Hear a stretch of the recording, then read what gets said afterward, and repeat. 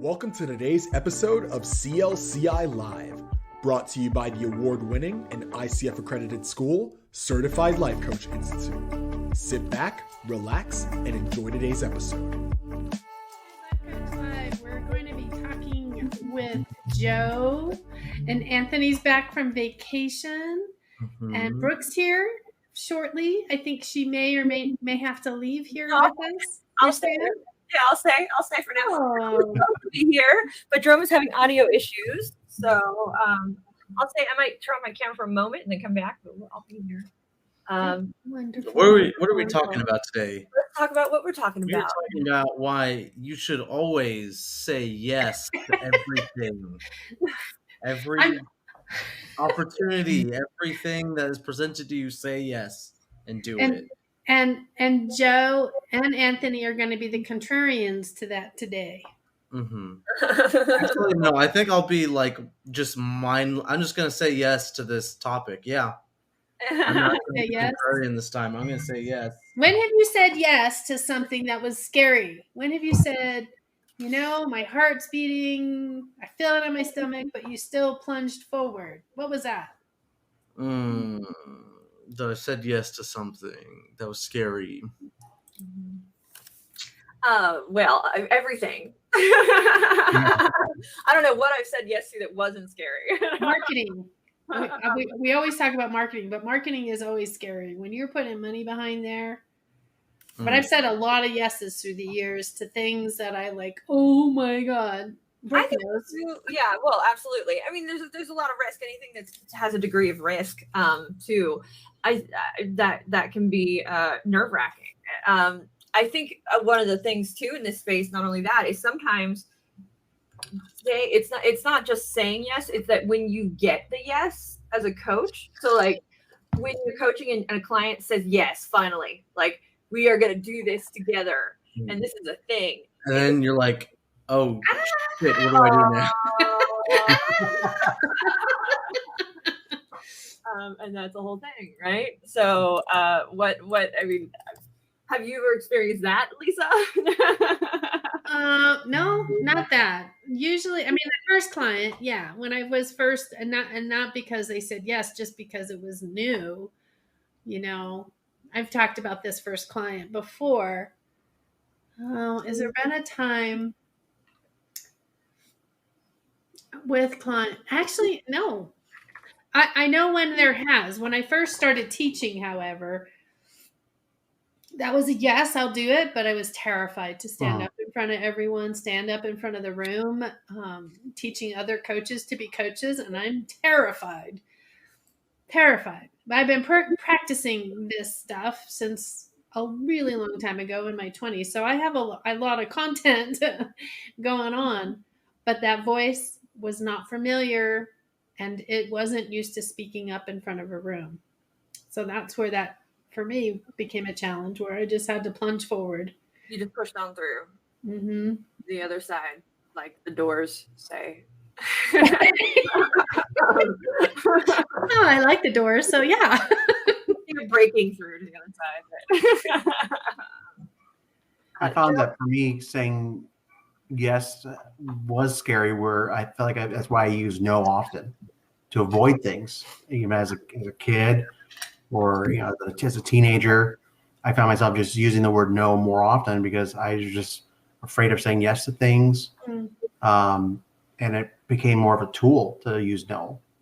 And because, to avoid a future type of, future mess or a future struggle, it's easier just to say no. And that was my tool that I found a lot of me using. And where I think over the time I've gotten older, though, I've had put more yeses into my bucket, but still have like the weariness of saying, make sure I have my no ready to go, though. Just in case, because I'm not sure where my yes will end up, and that's that part of me who's overthinking things. So I always like to keep my no handy. Well, I think that is the fear, right? Like that saying yes and then not being able to follow through, right? People pleasing is in a space where you say yes to a lot of people, yes, and then you can't. Oh, I can't do it, and you end up then it ends up becoming messy, right?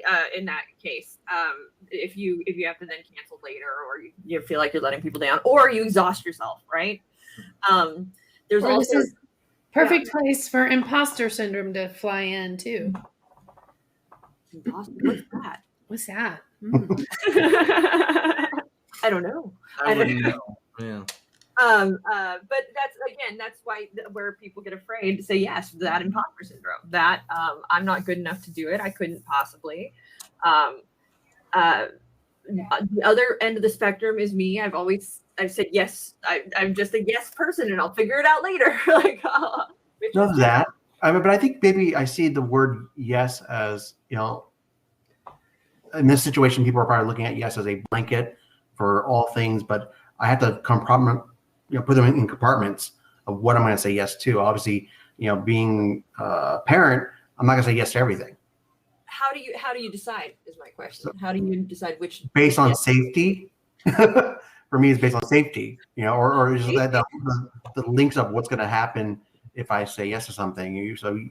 I think for me personally, I think it can be a blanket yes for everything in the world. You just can't say yes to everything.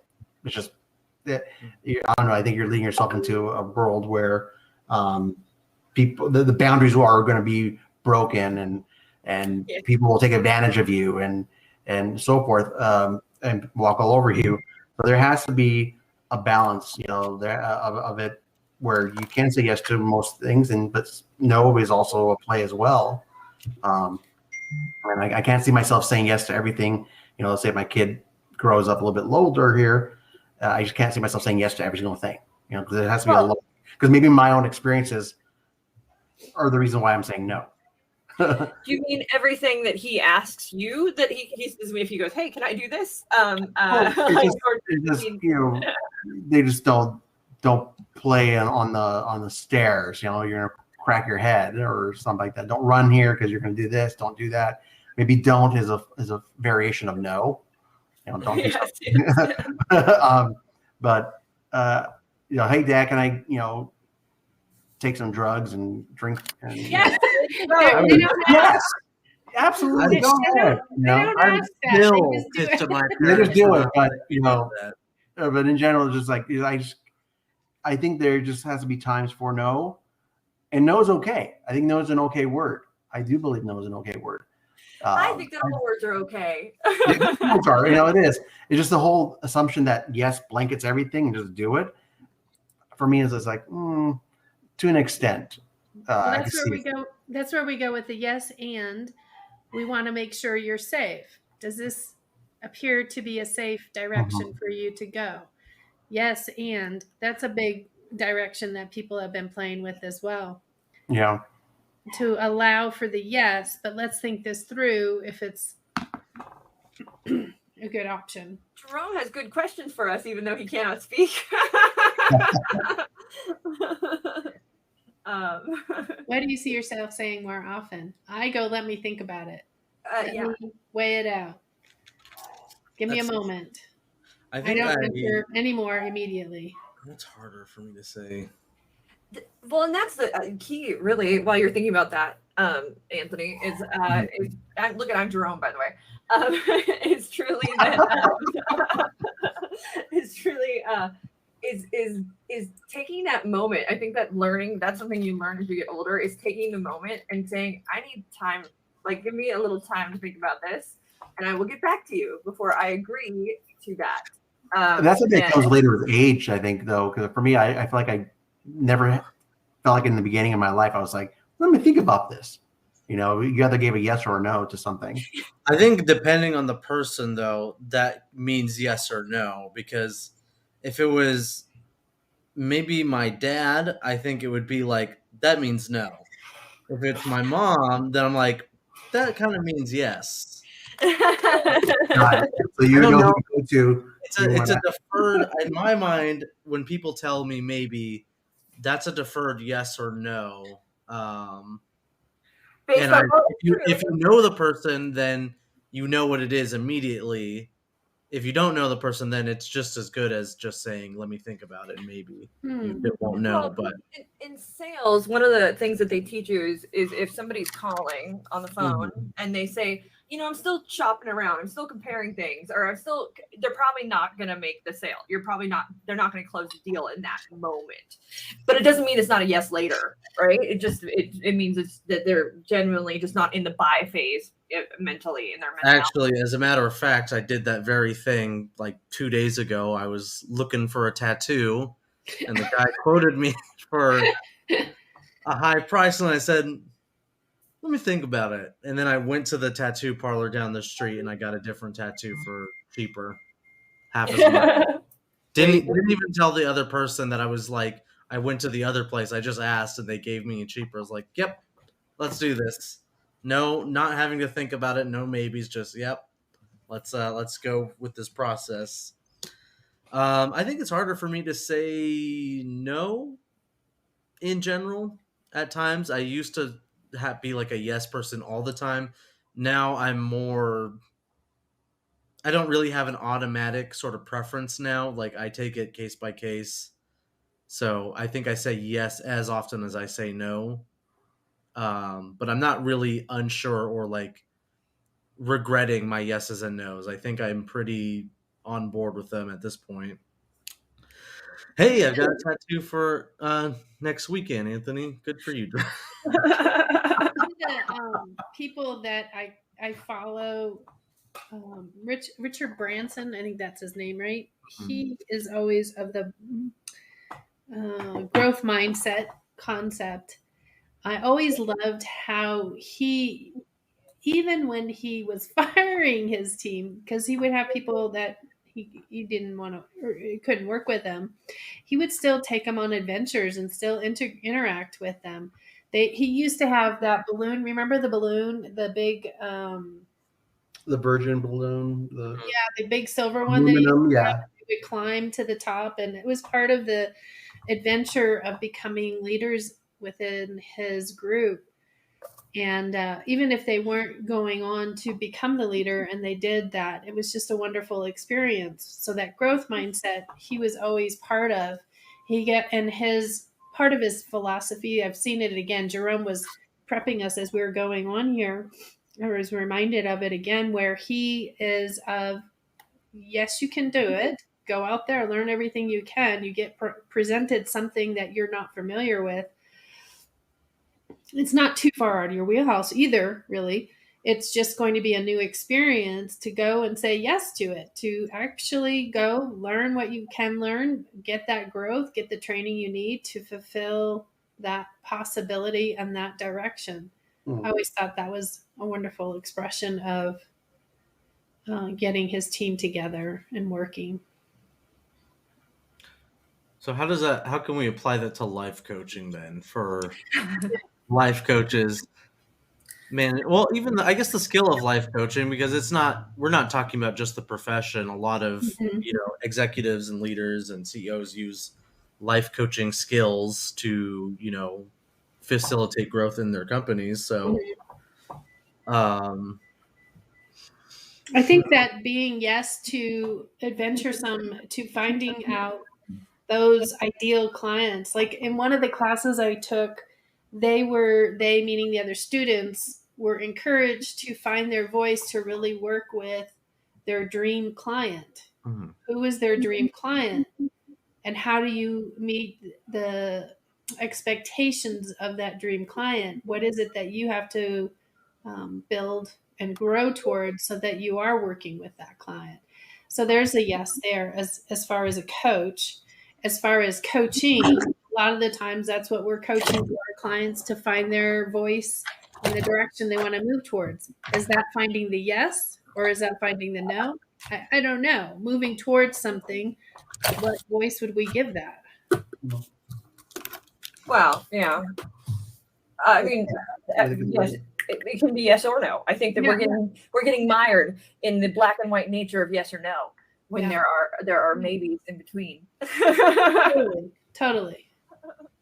I'd like to associate maybe no with ideal boundaries. and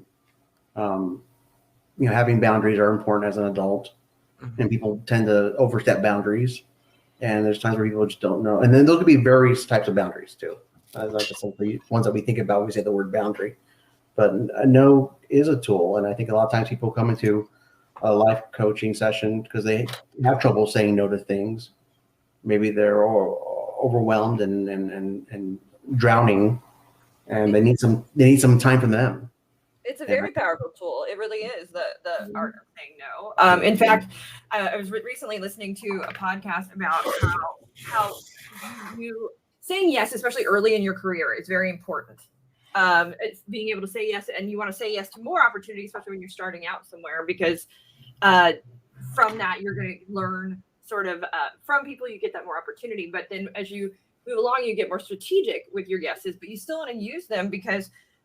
I love the measurement she used in this space was what, when you're saying yes, say yes to the things that will get you in the room with people, interesting people, and doing interesting things, doing things in your life that are more interesting, that will open doors to more interesting things, that basically keep you engaged, or things you want to do that are exciting, and then also in the door with people that are going to give you that opportunity.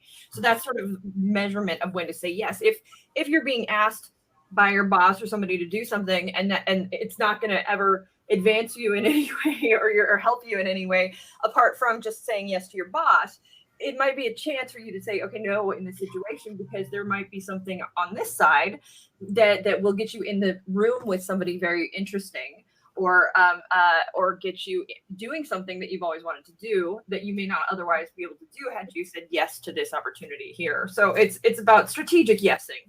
It's, of course, if you are in a job or profession where you can just say no to your boss, because I've worked jobs before where it's like you don't say no. You can't. So you have to use like the no and or no but or. Well, you can. I mean, you would if your boss. There are absolutely because there are times there's Peter policy. This thing exists in business where you get given things, then eventually you fall over. And we can blame that entirely on the organization or the boss, but also there is a responsibility for the employee at some point to go, hey, I have a lot on my plate and I don't think I can handle all that, or I'm going to need some help with that. And being unafraid to do that. It's almost if you're okay, I'll say yes, but I could use some assistance here, or I may fail along the way. Or if you are working a job and they are not like hearing you out, just punch them in the face. No. Say no, quit your job, find a different job. Say no, working there. Coach. Become a life coach.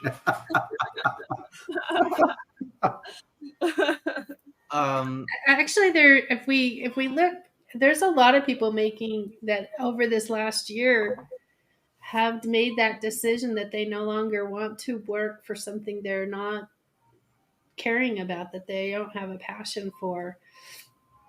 And so finding that voice, I mean, it's all about finding voice, whether it's a yes or no or the in-between. It's about finding your voice and recognizing, what works for you and what doesn't, simply put. What are other ways you can say yes?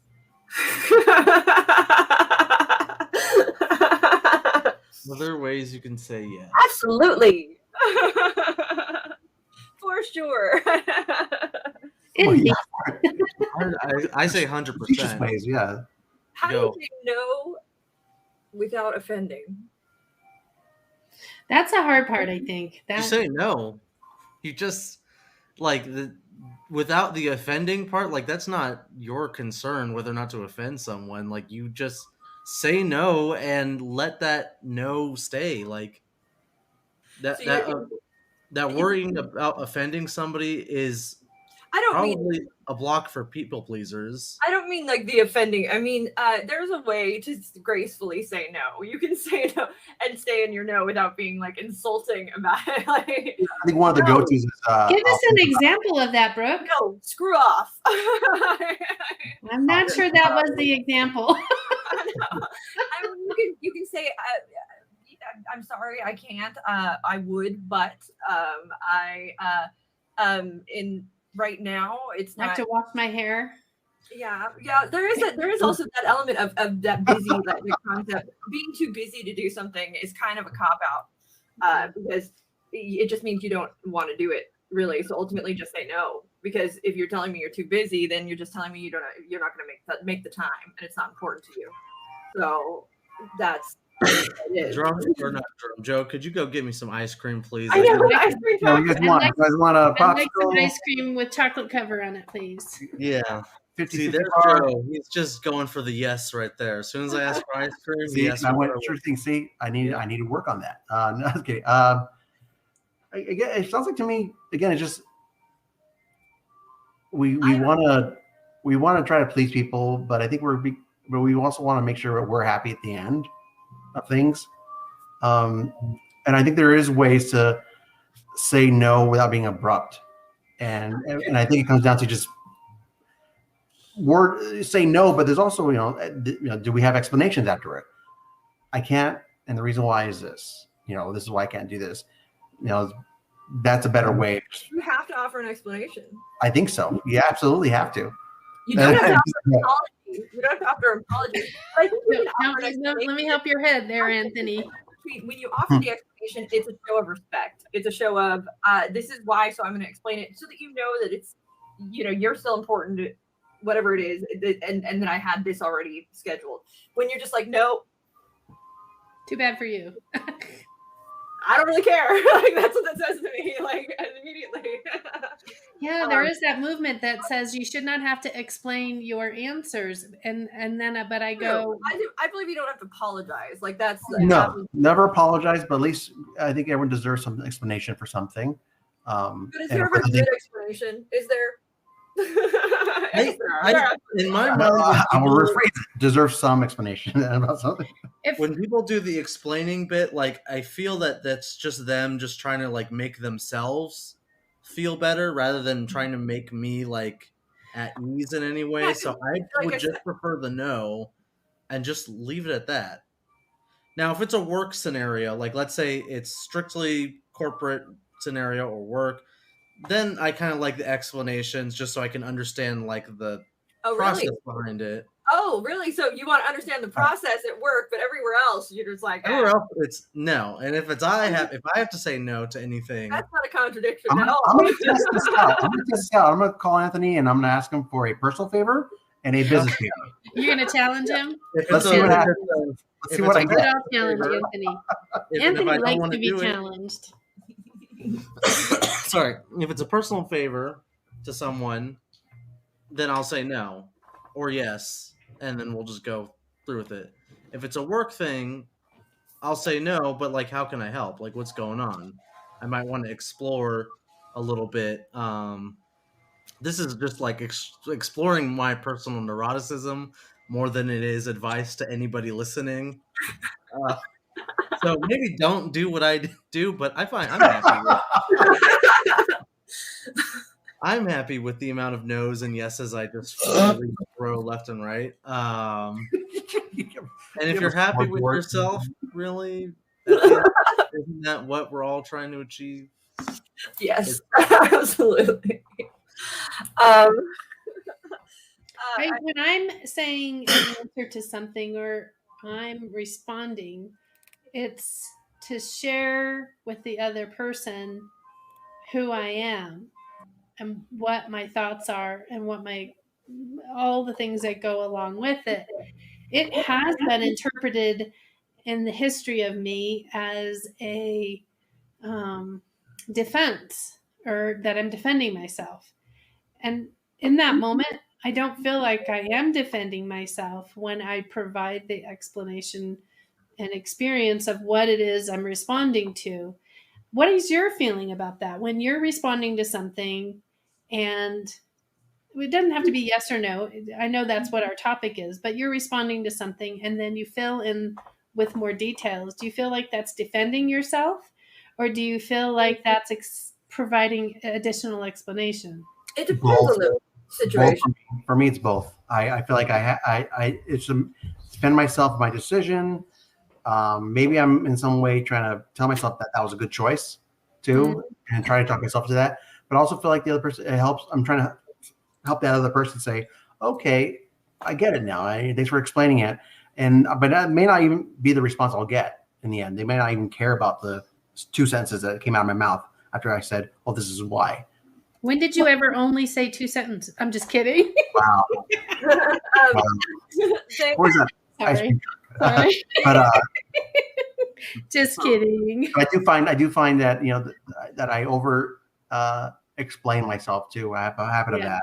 I've always had. My wife says you just say one word or 2 words or a sentence, but I have to go into it because I just feel like that explanation, that first part, maybe didn't do it. So I go into it, and sometimes I put my foot in my mouth quite a few times by over explaining too. So But there's a thing there too, Yeah. where like it's like that's like being understood. Like it's not about the yes or no in that moment. It's more about me trying to explain who I am, right? In that and the motivation and reasoning behind that. So that then maybe you can understand. But I think that that's more about them. Joe got called out. Show that comment. Oh man. The wife acknowledges. Is it us, do you think, trying to get understanding or compassion from the other person we're sharing whatever it is we're That's doing? what I mean. It's like I think you're trying to gain something from the other person that maybe they're not giving you. So you're trying to maybe it starts off as compassion, trying to get and then starts off as understanding, then compassion. It goes into a different flow every time. Maybe my intentions were great at the beginning, and then I am falling on my feet at times. I am trying to learn just to that could be hard for me too. Don't worry. Just shut up. And it's done. It's over. I'm like cautiously looking at the comments right now. It's like, but I'm admitting it. I'm saying it out loud. I'm owning my issues here of just. Is it that we're? Oh, she sent you a kiss.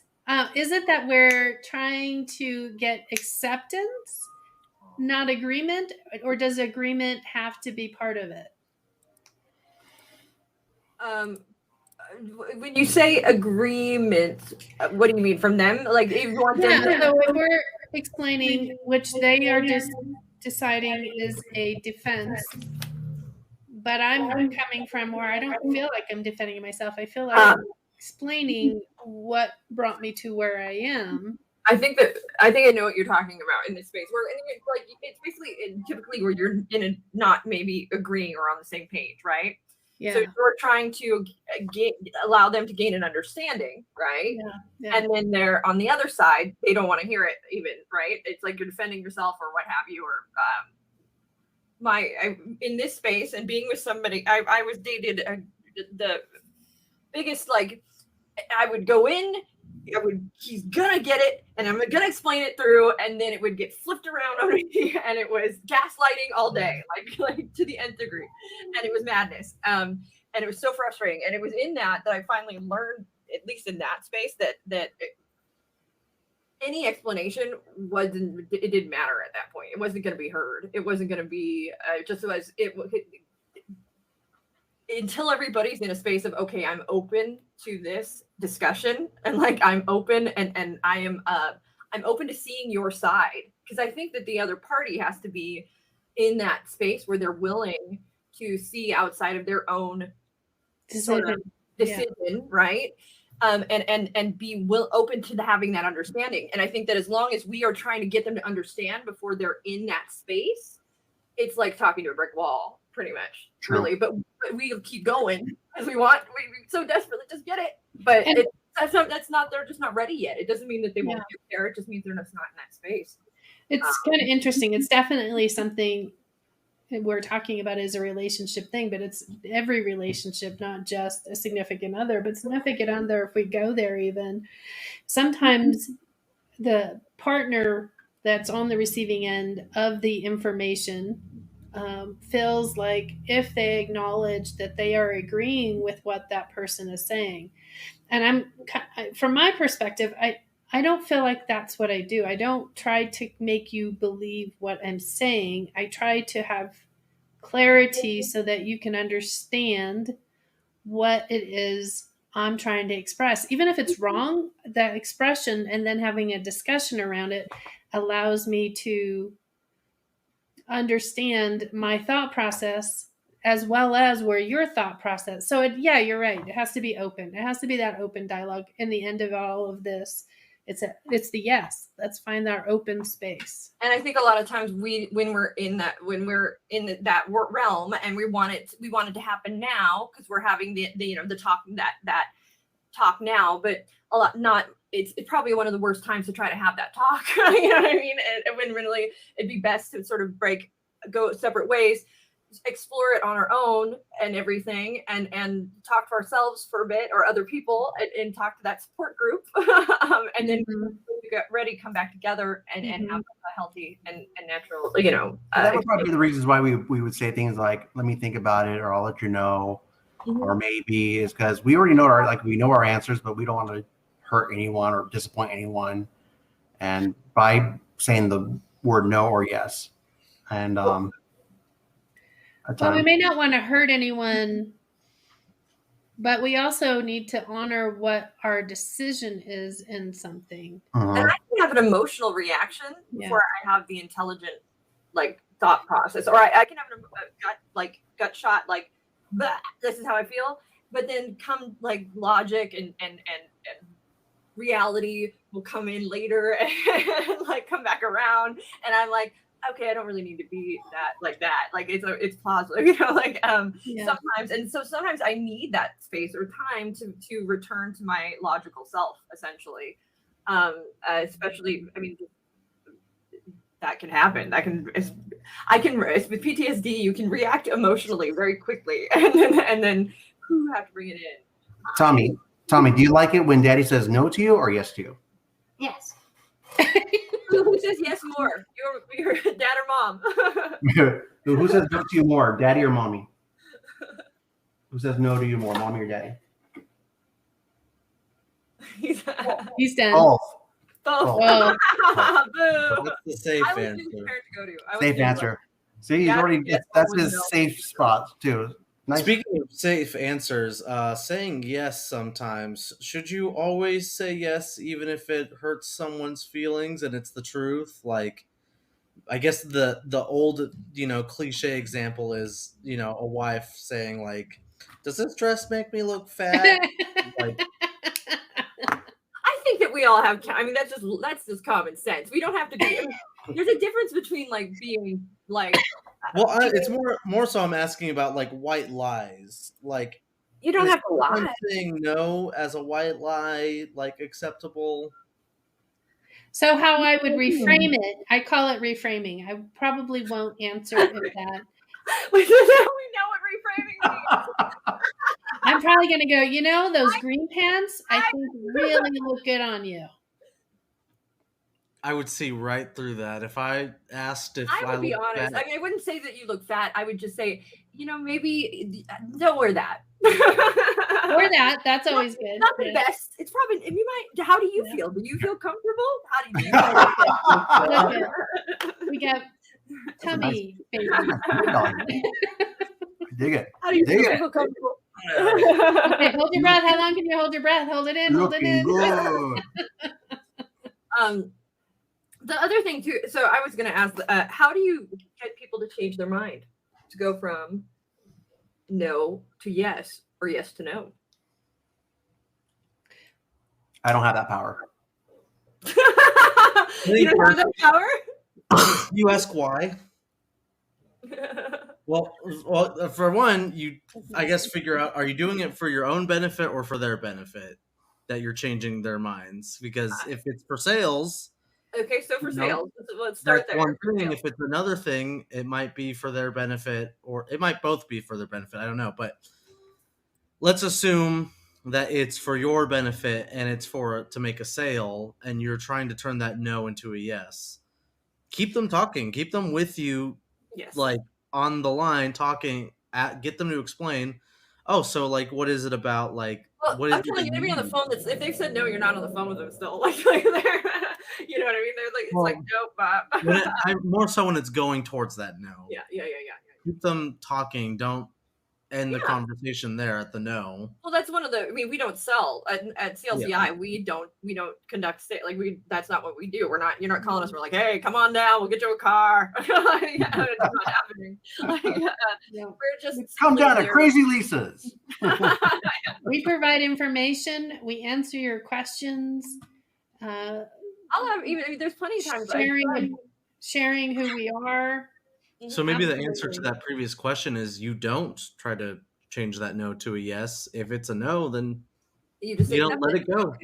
It's It's you. object or not object in it's object outcome independent. Sorry, outcome independent. Mhm.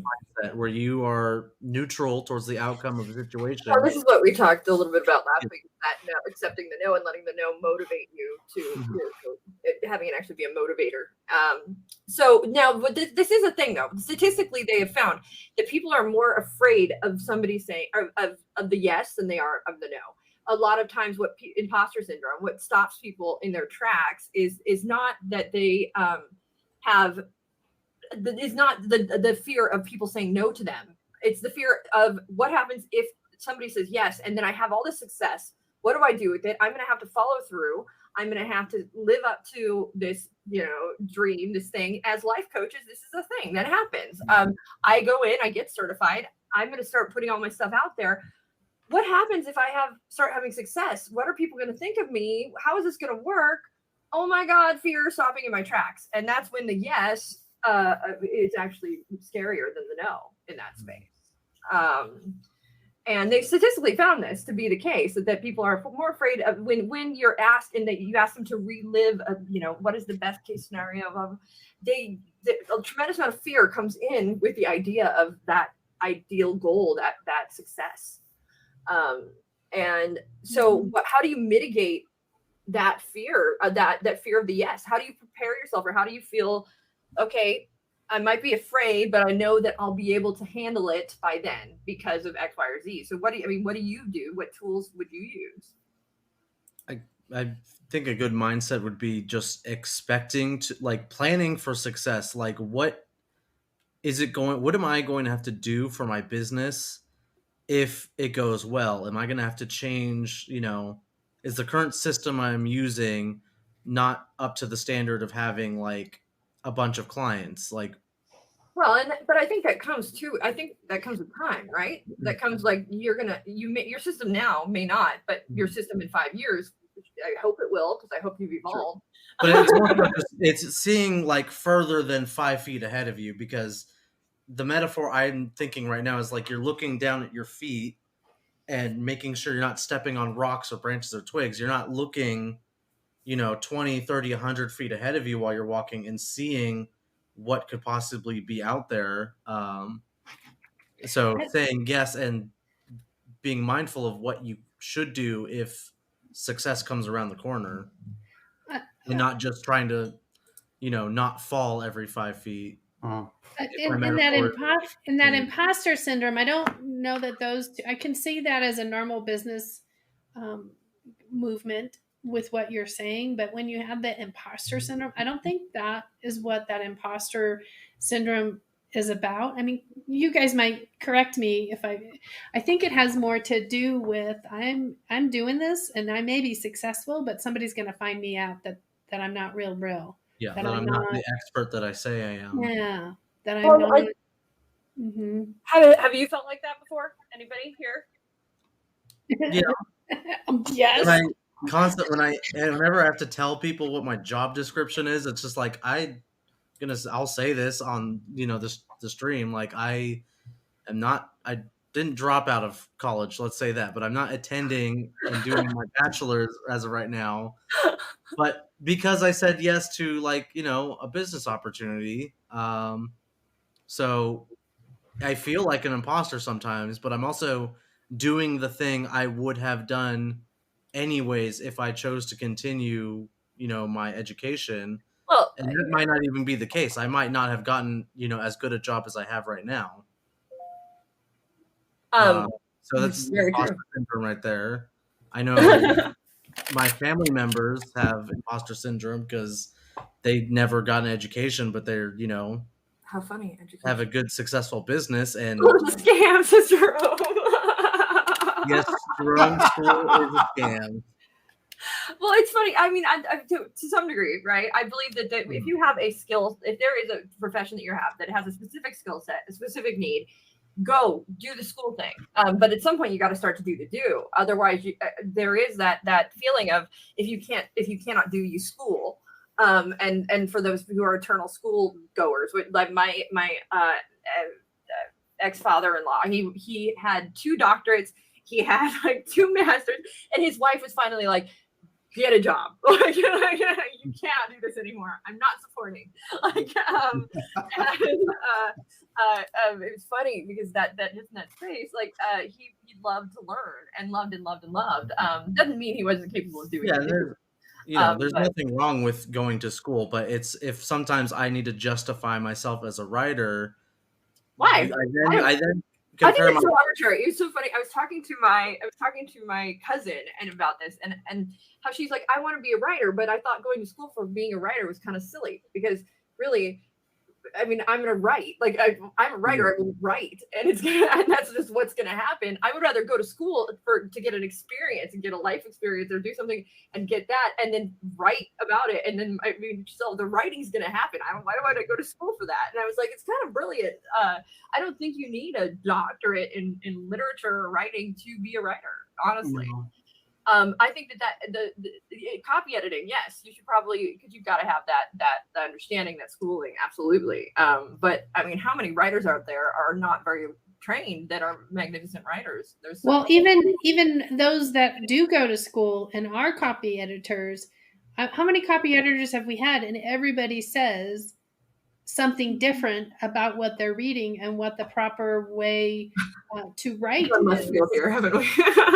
Yeah, no, and that's an interesting space to play in at some point. Don't get me started on that.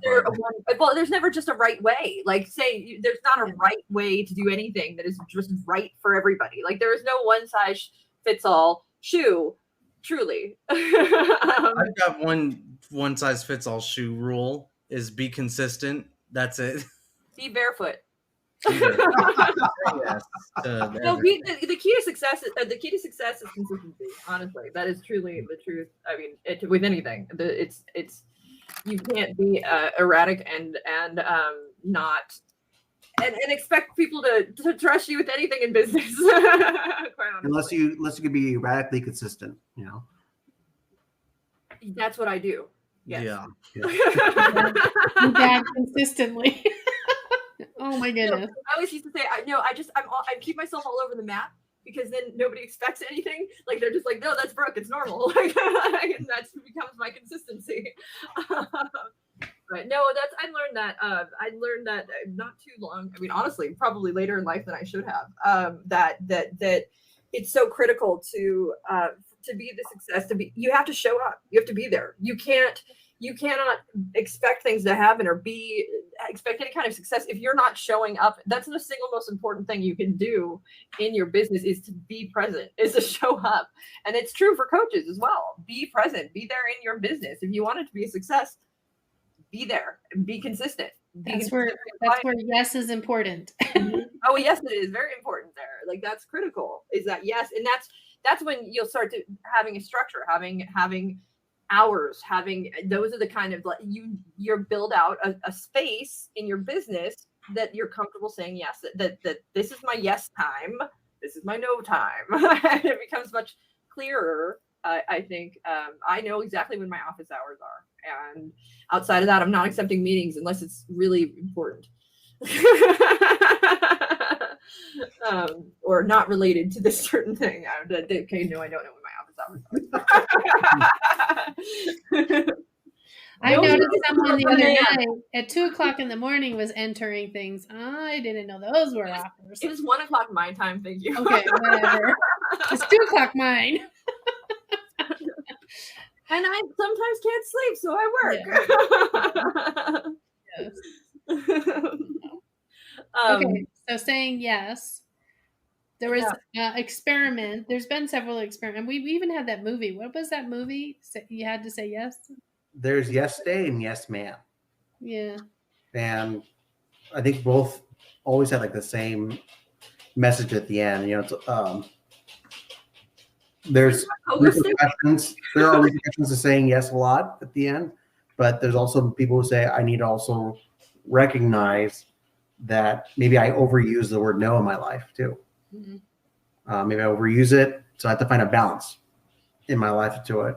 Because I can see myself saying, you know, I think I do overuse no a lot, and maybe I need to say yes more often. But there's that part that gets afraid of saying yes, like, oh, I'm afraid of saying it though, because what if there's chaos, and what if I can't recover from it, and what if I really wish I had like this many people offering, like asking me to do things that I could. I don't have anything. If you ask me to do something outside of work, it's yes, because I have nothing else to do.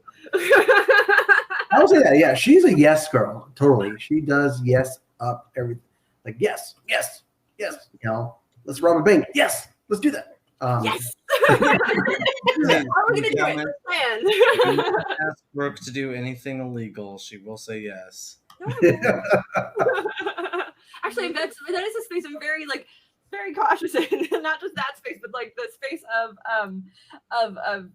just making sure that what I'm doing is smart for. I was once a short-term thinker, so I was once a rebel without a cause. I believed that by bucking the system and going against the grain and breaking the rules. Mind you, I was always a goody two-shoes people pleaser in all of this as well, so it was always a weird dichotomy in me. I've always felt like I was living two lives, but I always felt like you know I want to go knock over things and be crazy, and that's fun for when you're younger. Okay, great, but the thing is, I realized as I got older that I was actually doing myself the biggest disservice by not wanting to play in that system. That the greater mastery didn't come from either even acknowledging the system or breaking, but just or acknowledging the box or denying the box. It was just about doing what was best for me and doing what I needed to do to be successful and get where I wanted, and doing that apart from anything that has to do with rules or system or what people tell me, and just sort of going, okay, no, this is what I want out of life. I'm going to do it and get it and do what I need to get that. And so if that is playing by the rules, if that is breaking the rule, if that is whatever that is, it's that's the direction I'll go. It's not going to be based on any kind of rule or structure because I need to break this rule or because I'm a rebel or I'm a sellout if I do this or that or the other thing. That in itself is just buying in to the system and giving it power at the end of the day. So just do what you're gonna do and don't worry about it. If that means being corporate and then do it, Brooke. Who cares? It was a thing, you know, to have to just. There was a while I was so against. I was like, I'm not going back. I'm not going back to corporate. I'm not doing anything ever again. Jerome asks, phone call. Jerome asks, what do you think your guys' life looks like if you said yes for a year exclusively? Oh my God. My life is miserable. No, it's an interesting test of who you have in your life, right? Like that would be birds of a feather flock together, right? If you were around human beings that were just not very good human beings and you had to say yes no matter what, it could take you down some really rough, bad places. Now, if you're surrounding yourself by people who are trying to do better for themselves, and you're saying yes in that space, it could be something very beneficial to you. I think if you said yes exclusively for a year in any situation, good or bad people, you are going to make yourself miserable and drive yourself like you're going to grind yourself down. I don't think I would though, because I don't have enough offers. So I got to get more people in my life, and then I'll have that sentimentality. Although there are definitely things I should say no to, and things I do say no to. If I was online dating, I would. Try going on Tinder and just swiping right on every guy and see how well that works. A lot in the online dating space, like no. So Jerome said to go broke from telemarketers. Yeah, the no's. Oh God, telemarketers. Oh, well, I don't even say no to them. I just hang up. Like, have you all card extended warranty? So that's a big word in this space, though. Before we finish up here, is one of the things that's come up a few times, and we're almost done. Respect. I think that there's this big element around this, and saying yes and no, and doing it respectfully, being respectful when you say yes, being respectful when you say no, being respectful when you ask. How are you guys respectful? How do you know when you're being respectful or disrespectful when you're saying yes or no, or respecting somebody's no, or respecting somebody's yes? None of us do. That respecting their answer is some of the times what I will do is just listen to what they're saying. That reflecting information and not respond to what they're saying. I think that's really what my answer would be in showing respect, so that I will then contemplate what they've said. And then I will go back and ask them if we can have a conversation about what they've said. But usually in that moment, I don't deny what that question is or what that statement is, or however we want to answer that. I usually give it space to really understand. I guess what I'm trying to do is understand my understanding of that other person's perspective, so that I can not get it into I don't want to debate. I want to have a conversation. And so then re-invite for a conversation and see what the possibilities are. So I guess that's what I would say, how I would approach it. Even if it's a no in that moment. Not that I'm trying necessarily for a yes. I could be. But usually it's more to have a conversation so we both understand each other. Mm-hmm. I think that patience is a big part of it. Just trying to be patient, which can be difficult at times, but damn near impossible. And also, I feel like I built an inner circle as I gotten older now, to where when situations come up where it's a yes or no question, they understand already too. I don't think I have to explain myself as much anymore these days. Exactly. They just get it. We're at that point now, and most time people say, "Oh, I get it. You got this going on. You got this going on." I dig it, and so that's a comfort zone, because I think I kind of created that community. They created that community with me, and they just dig it. You can do it, cool. Not cool. Can you dig it? Can you dig it? Well, I think we're about done. It's time for us to sign off, I believe. So why don't you guys sign out? I wasn't even supposed to be here today. How do you get fired on your day off? Thank you, everyone. Certified life coach. You get certified in 3 days or 6 days, depending on level 1 or level 2. Join us on level 2 as well. We are amazing. We are fun. We are casual. We are not stuffed shirts. Well, maybe Joe is. I'm just kidding. Pick on Joe Day. Hey everyone, thanks for tuning in to today's episode. Once again, this is brought to you by Certified Life Coach Institute. We're an ICF accredited school who certifies our life coaches in 3-day online intensive courses. In addition to other podcast episodes, feel free to check us out every Tuesday at 4:00 p.m. Pacific Standard Time on YouTube or Facebook for our CLCI Lives, where we get together and discuss various topics that are centered around sharpening your skills so you can become a better certified life coach. For more information, feel free to visit us at certifiedlifecoachinstitute.com. Until next time, be well.